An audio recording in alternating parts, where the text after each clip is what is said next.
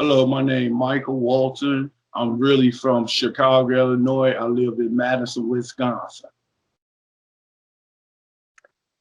And for anybody who doesn't know, Michael and I met in 2015.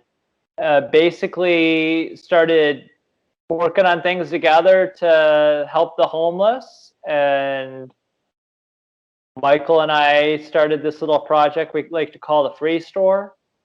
And Michael has definitely been the one to keep it going all these years now. But how would you describe the Free Store to somebody? I think the free store good for anybody to help me donate clothes to the homeless, the people who don't got nothing.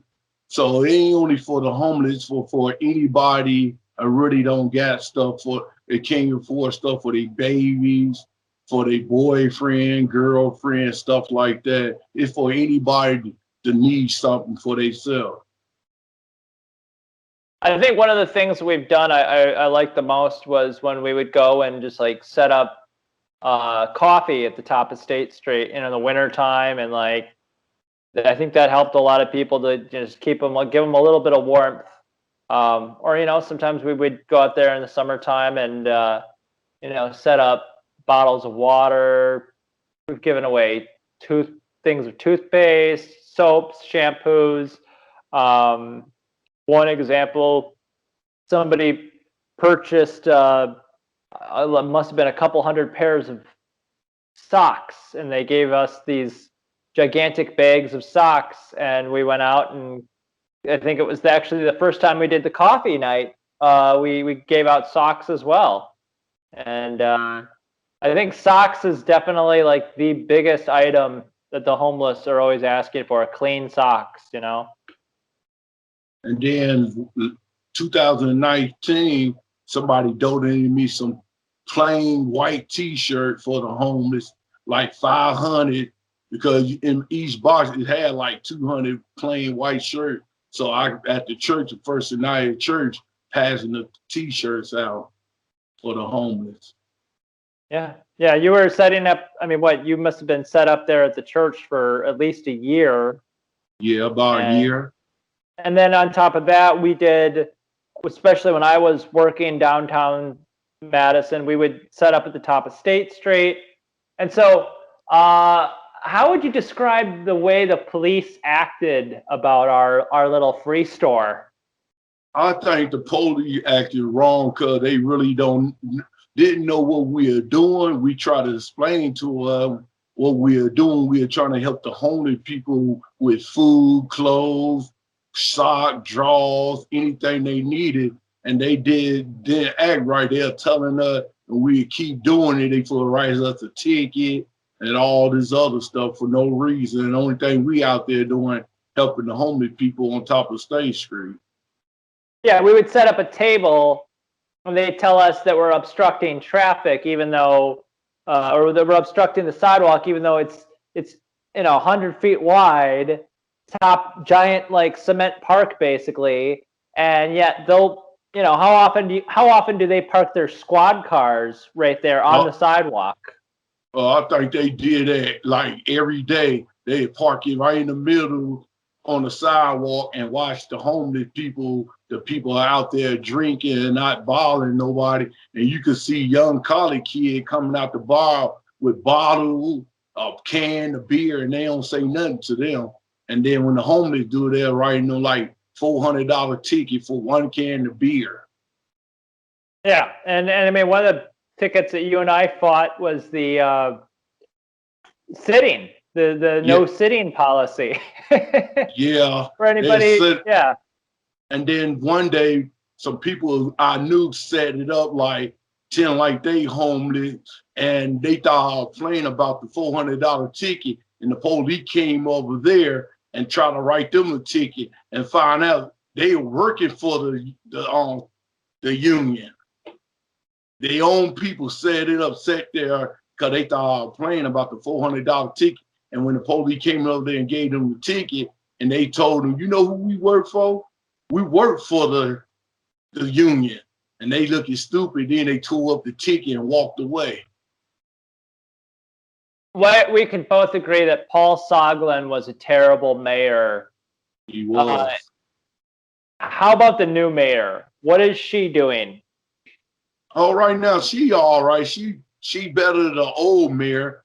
Only thing though, she ain't doing like the old mayor doing, sitting on the camera looking at the homeless and pointing the police out, telling them, yeah, go over there and write them a ticket. So that's the thing I saw on State Street when I hang around now for a couple hours and see what's going on. Police ain't doing a lot of harassing the homie like it did in 2019 and 18, like it did back then. While I saw the police now, they only get out their car and take their drink and pour it out, and then not writing them a ticket. Back then, though, 2019 and 18, they used to write them ticket. Now, one thing they do now is get out the car and pour their drink out and tell them don't do it again.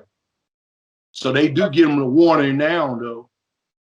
Does it seem like the demographics are changing where at one time there was, say, a lot of the drinking type of homeless who were, had lived in Madison for a while, whereas now, I mean, it seems to be a lot more homeless people in Madison. Does it seem like more people are coming into Madison? Yeah, I've been seeing a lot of new faces when I go on State Street because I call my friend I know for 20-something years, Uncle Chili, and he be saying these some new friends that came from other city coming up here being homeless. So there's a lot of people from other city coming up here being homeless now, thinking Madison a better place to be. They don't know it's not though, because a lot of these people not really helping the homeless like they should. Yeah, I mean, that's the thing about it is, I just think you got to get them off the street, get them into rehab if they need rehab, get them into jobs. And now that all these businesses are shut down and closed, when I was out there a few months ago, I saw a lot of people sleeping in front of those businesses. And so are there more and more people sleeping on State Street in front of businesses? Yeah, at nighttime you see more people now because some of those abandoned buildings got tore down from last year riot.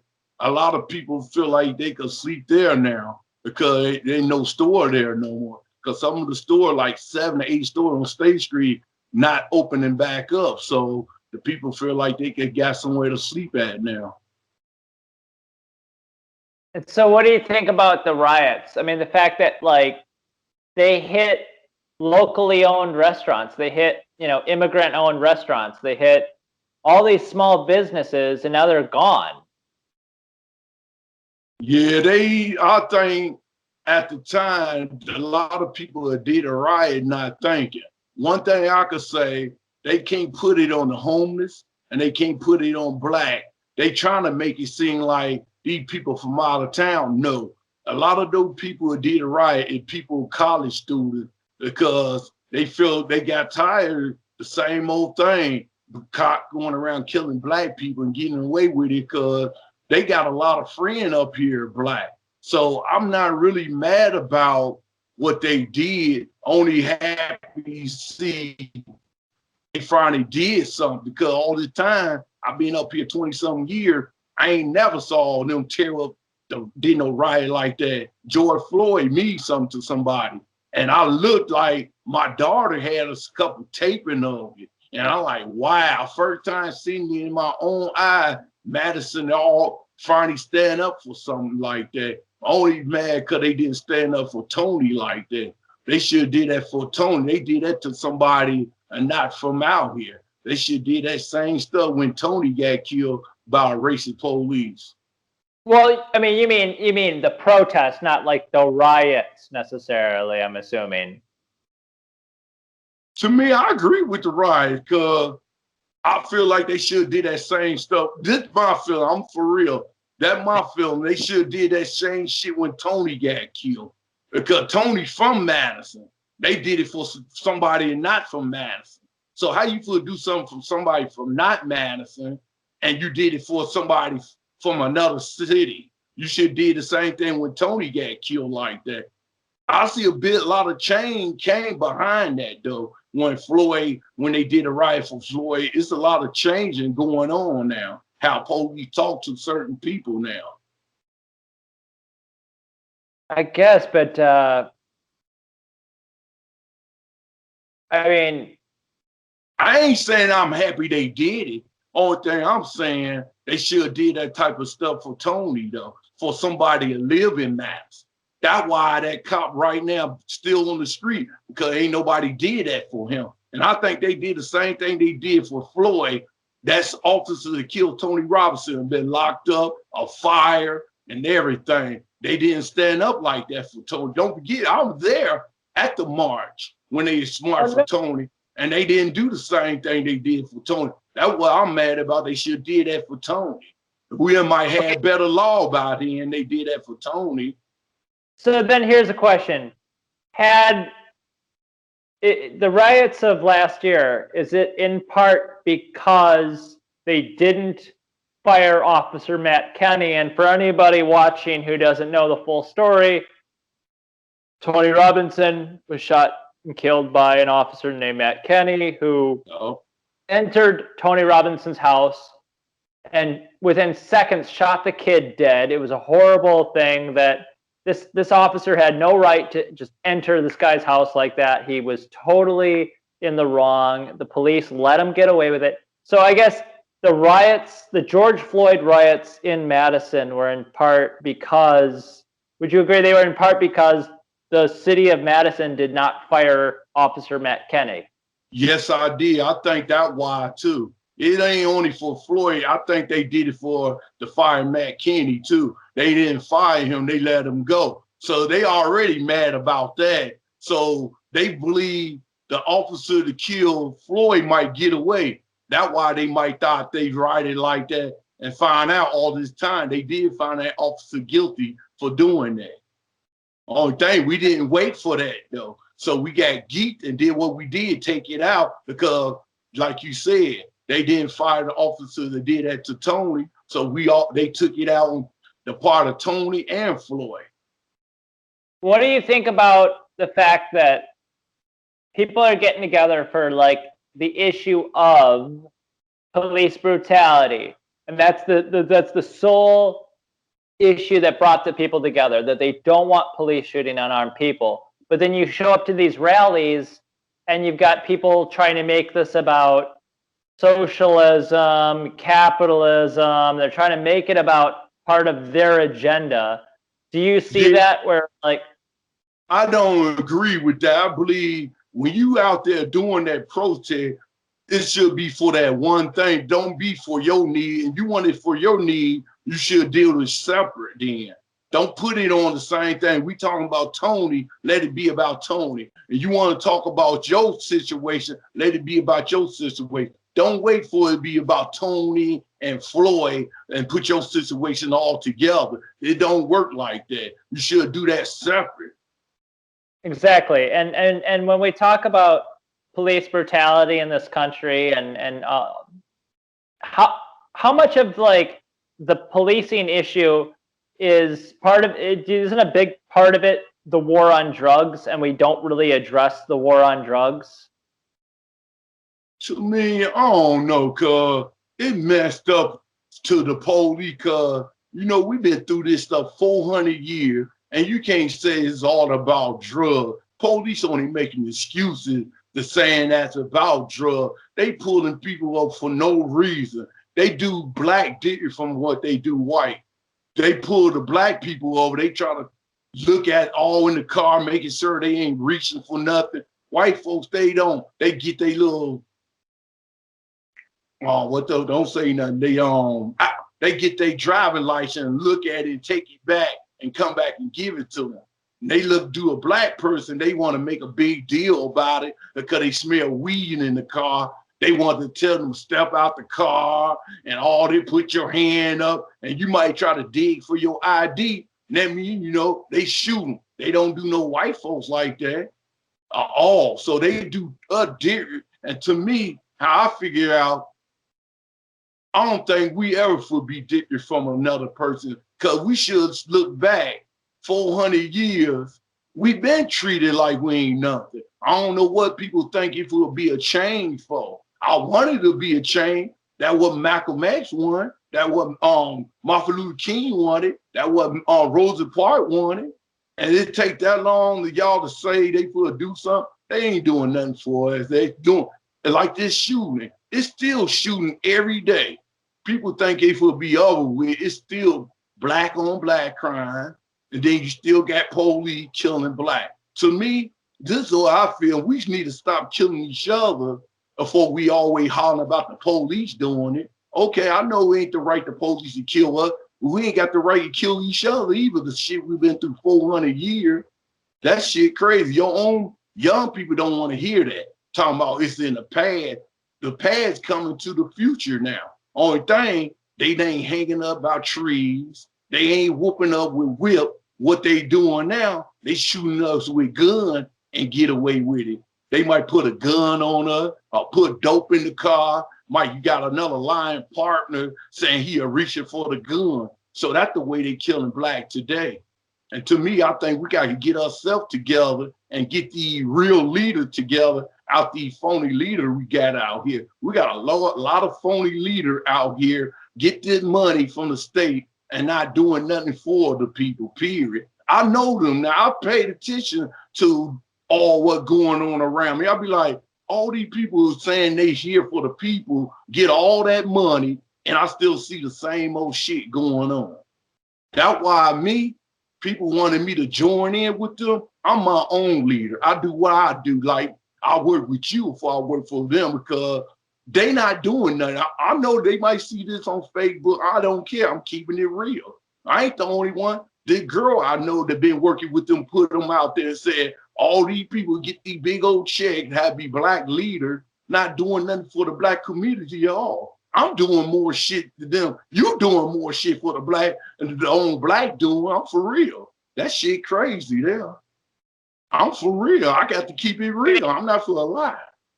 I mean, that is a thing as far as like you have in this city, and let's not name names, but you have a lot of these, activist people who are part of a nonprofit, and sometimes there are people getting as much as $100,000 a year to talk about the problems, and then it's like, wait, you're pretty well off, and you're not actually. It's helping the community, not helping the community. I mean, is that? Do you would agree that's fair to say that there are some fraudulent nonprofits out there? And yeah, this is because they riding in nice cars, and you got the homeless out there talking about these your friend though, and you not helping them. You taking the money to help you and your family. I don't got no job. I used to work for Operation Walton. I think I did more work working with Operation Home than what the other people call themselves leaders. Now, there's a couple people I know out there. I be seeing on my page helping the homeless and helping people that don't got no food. They like me though. They doing it on their own. They not working for nobody. I'm talking about the people who are working for somebody. Get off their butt and help out getting all this money and not helping your community. That's why I don't mess with you. Mike, can you want to go join in with me? No, I can't be with nobody that's fake and only looking out for yourself, not looking out for your community. So we've talked about Madison. Let's talk about Chicago. And we've done it before. You did some amazing interviews with friends and family in Chicago. And we actually played that on an episode of the Whiskey Report a couple summers ago. Yeah. And so Chicago, I mean, that is a city that is run by and has been run by like Democrat politicians for decades now. Like there's I think it's pretty fair to say there's no Republicans to blame for what's going on in Chicago. And, for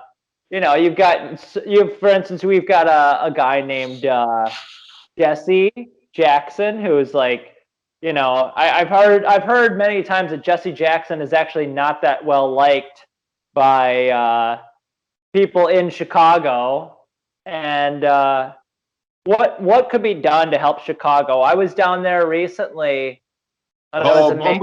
I'm gonna keep it real. What needs Chicago need more jobs out here for the young cat out working at Burger King, McDonald's all the time because they think that's what young black people want to do. We need to get some businesses and hire more young people out there and get business started from young black people out there doing what they doing, selling drugs, shooting each other, got young girl out there prostituting. We need to get together for a young, real strong black leader in Chicago and sit together to do something better, get some job for them out there, open some more business out waiting for somebody else.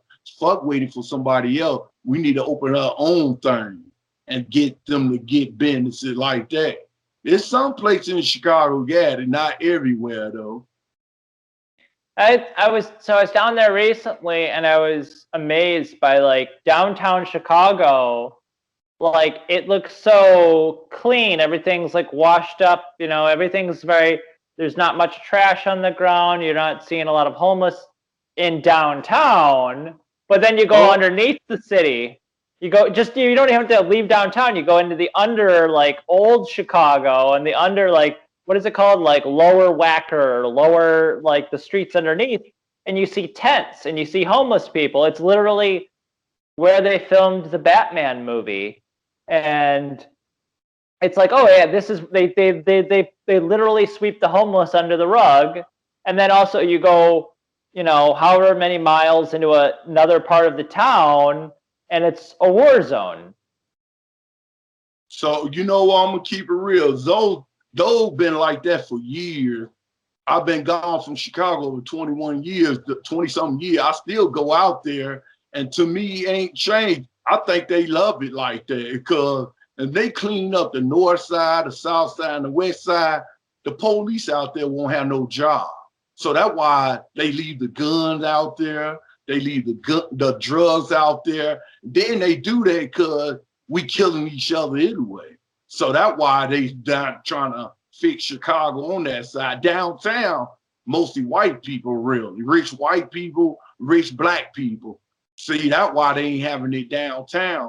Now you go out west, south, and north, they don't give a damn. Like I said, if they shut all that down and turn it to a nice town all day, they won't have no money going on. So that's why they leave the drugs, the pimping, all gang banging. They ain't trying to shut that down. They really want to shut that down. They can. They don't though, because that money. They got money coming in.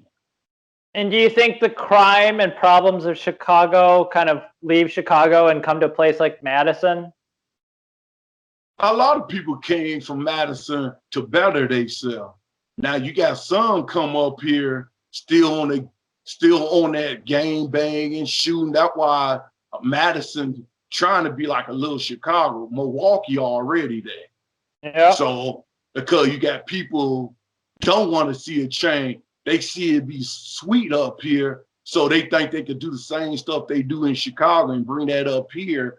And then you got people like older cats being here for years. They want to see a change and don't want to see those type of people to come up here. Because I hear it from older people I hang with, like Madison used to be sweet, and then you got all these young cats come from Chicago fucking it up. And that's the truth. A lot of them here coming up here messing it up, trying to turn it to a little Chicago. I don't think it'll get like that though. The police up here not having it like that, because I said you could kill somebody up here, couple of weeks you get caught. Cause every crime I see happening in Madison now, somebody end up getting caught. Because Madison and Chicago working together now, the police, because you got police from Chicago coming up here. So they not for how this shit be like Chicago. You might see a shooting up here like every couple days. It ain't for be like Chicago, because these police, when it get too tough out here, they will shut it down. Because the college student up this way. Chicago don't worry about it because you got bad crime in the neighborhood on the south side, north side, and west side. Up here, they got too many college students up here. So I don't think if we'll let it go down like that. It's a good point. I mean, there is that opportunity for people who are in Chicago, and if they move to a place like Madison, they can start a different life. Yep. And I think that, yeah, most people, they might not even have ever been involved in crime, but they live in Chicago, they see the crime, and then they move Yep. to Madison, and it's this better opportunity in many ways. I know many people like that, and a very, very, very small percentage that were involved with crime in Chicago. They want to do the same thing up here, and yeah, it makes it worse for everybody. Yep.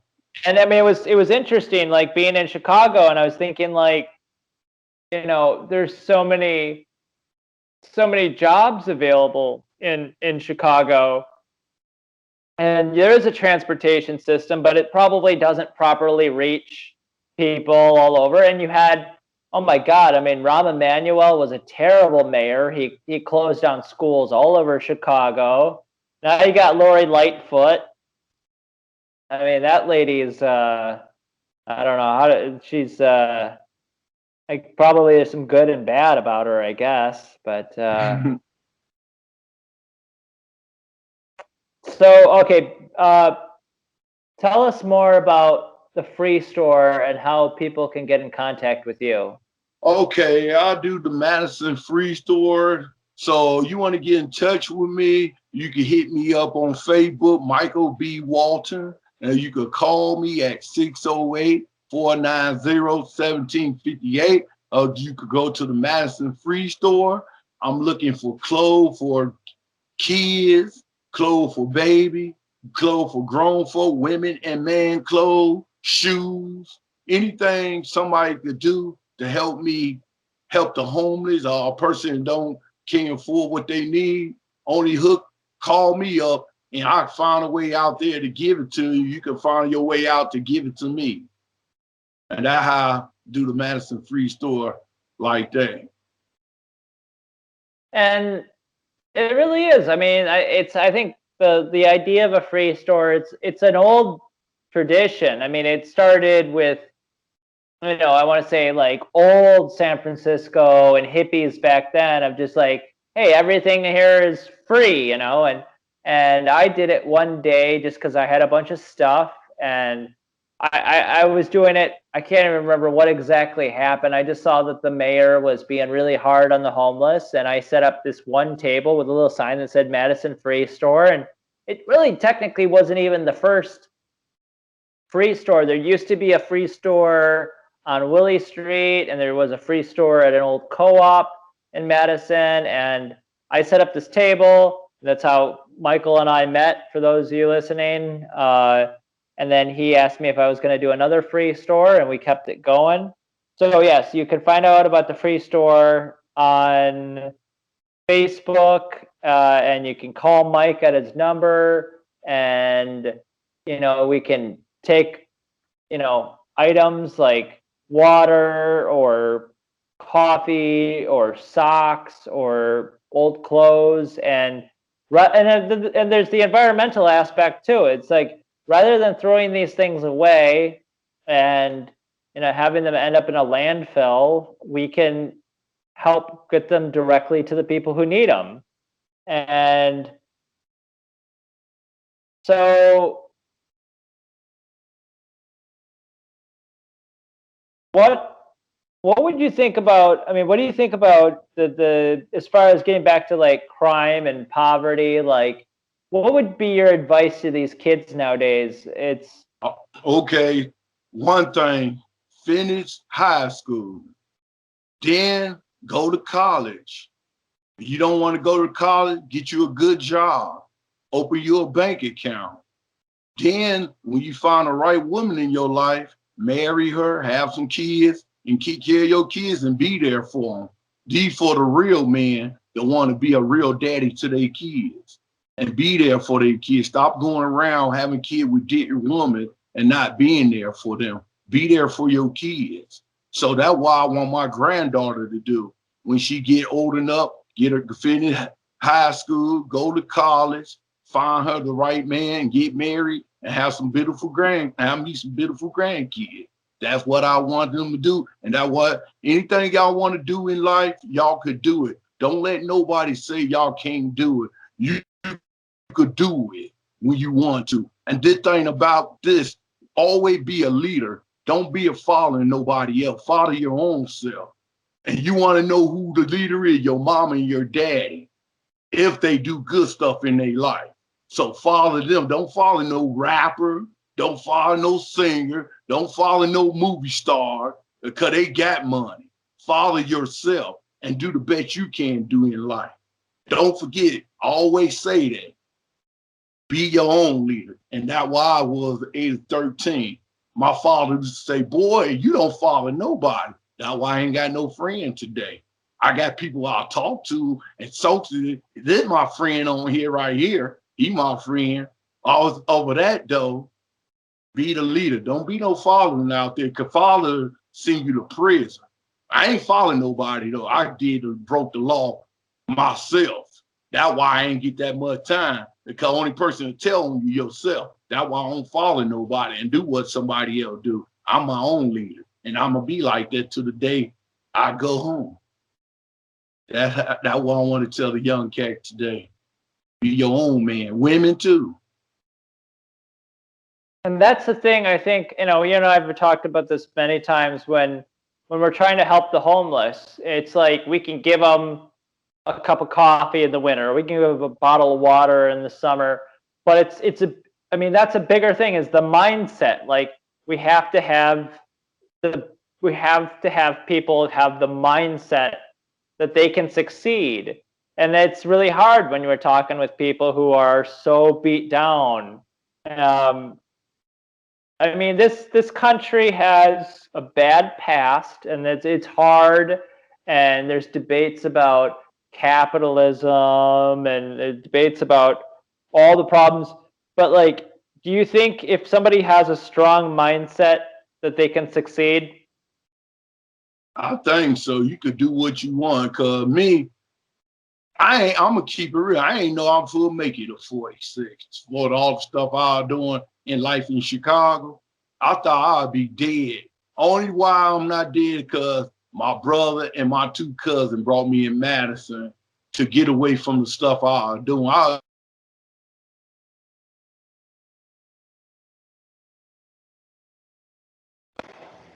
Hello?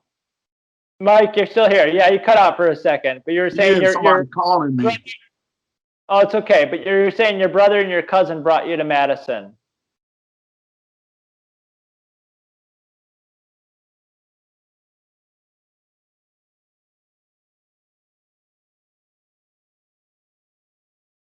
Yeah. All right, you're still here. You're still here. I can hear you. Yeah, I told them I'm doing a meeting today. All right, cut it back on. It's okay. We're good. We're good. We're still recording. Right. You were talking about your brother and your cousin brought you here to Madison.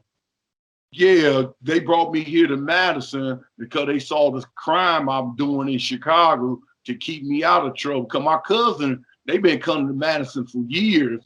I ain't never knew about Madison. So one day they told my brother they wanted to come to Madison and told my brother. My brother told me, he said, Mike, you got to leave Chicago. I want to see you live, not die or be in prison for the rest of your life.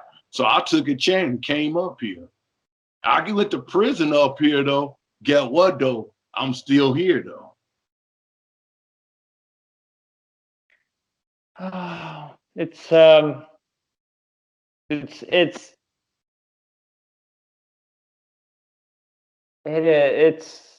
it's Wisconsin is a very strange state.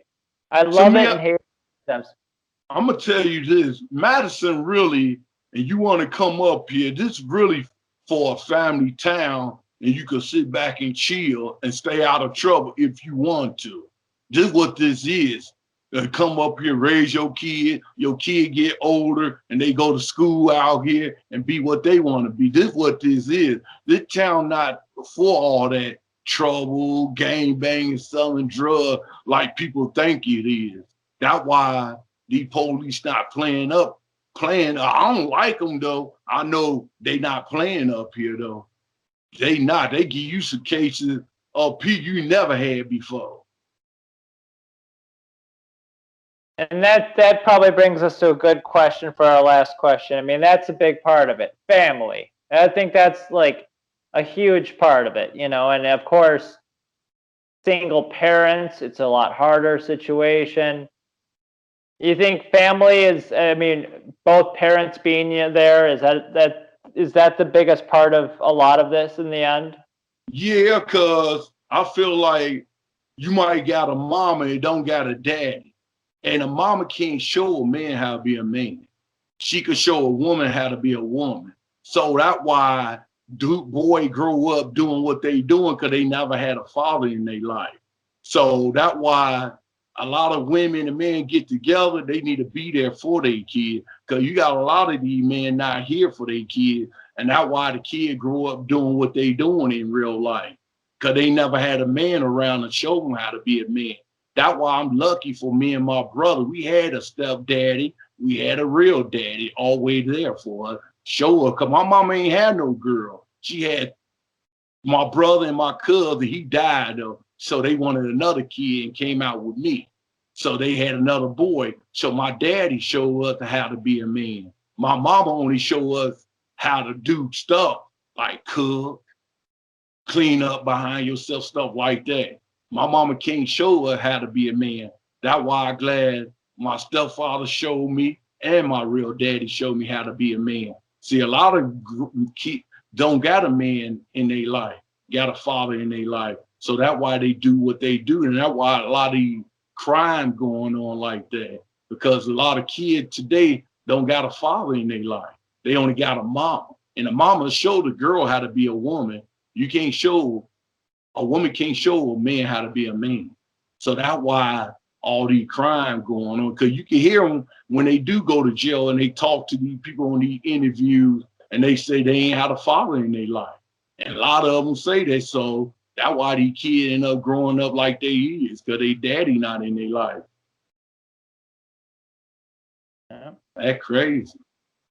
Okay, Michael, thank you very much for talking today. Everybody, please check out the Madison Free Store on Facebook, and you can call Michael at his phone number. His phone number is 608-490-1758. Thank y'all. And unlike a lot of activist groups in Madison, I don't think you have as great of access to the person running it. I mean, that's Michael's number right there.